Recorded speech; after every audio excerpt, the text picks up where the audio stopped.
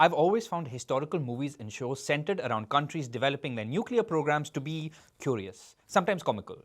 The smallest tweak to the optics and the background score, and the same story can be viewed in countless different ways. One nation's triumph is another nation's tragedy. One nation's rocket poise or Parmanu is another's Oppenheimer. They say history is written by the victors.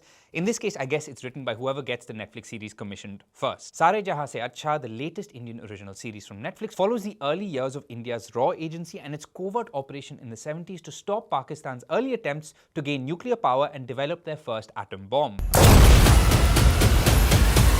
The last will go. Raw agent Vishnu Shankar, played by Pratik Gandhi, is heading the operation as the handler and coordinator of a bunch of Indian spies operating undercover as Pakistani civilians as they try to cripple the nuclear program at all costs. I don't know how historically accurate the series is, but we've all learnt the hard way to take these stories with a punch of salt. No, not a pinch, a punch. Aside from its intermittently fun retro vibe, Saare Jahan se Achcha doesn't break new ground. It's the kind of spy story we've seen before, think Razi or D-Day, which hopes to concoct a potent mix of tension, tragedy, patriotism, sacrifice, and unsung heroism. Except this series is rarely able to reach those highs. Tonally, Saare Jahan se Achcha from creator Gaurav Shukla and director Sumit Purohit is aiming to exist somewhere between the humanity heft and emotion of Rocket Boys and the high-stakes thrills of Jio Hotstar's Special Ops. The result is an uneven ride that's neither here nor there. The shaky, pacey to the point of flimsy pilot episode struggles to effectively establish its protagonist, Vishnu Shankar, and is instead hell-bent on leaping to the next plot point rather than letting the narrative breathe and allowing us to form a substantial connection with these characters and this world. It's yet another Netflix India series that seems to exist purely in service of breezy watchability and entertainment, thereby ensuring that it doesn't leave us with any sort of lasting impression. It also doesn't help that much of the series is bogged down by massive stretches of insecure voiceover narration.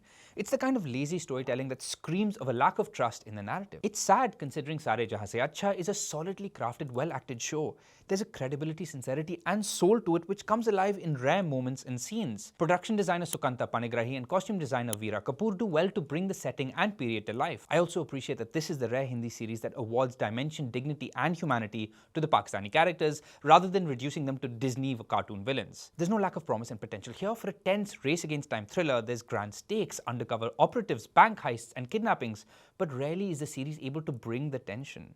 Even the spycraft snooping around and trading coded messages is far from exciting. Anup Soni plays Naushad, a senior Pakistani military official who's being blackmailed by RAW to steal state secrets for India.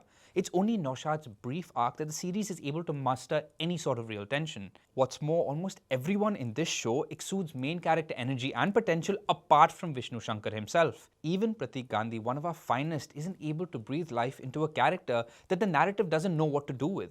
He's part determined, driven everyman who must use his wits to make up for his lack of resources, part international man of mystery who must seduce and coerce, part spy handler with a heart of gold who actually cares about his field operatives and sees them as more than disposable.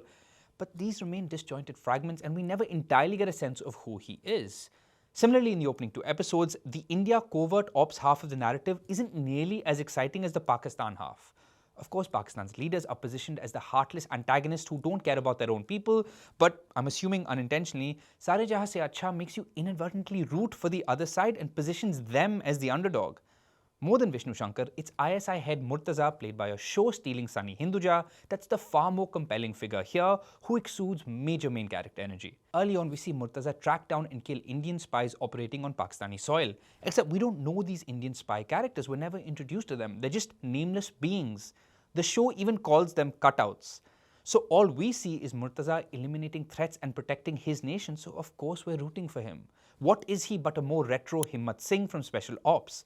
A force of nature doing everything he can to safeguard his nation against foreign threats. Of Vishnu's collection of spies operating undercover, only one is awarded any sort of dimension or attention.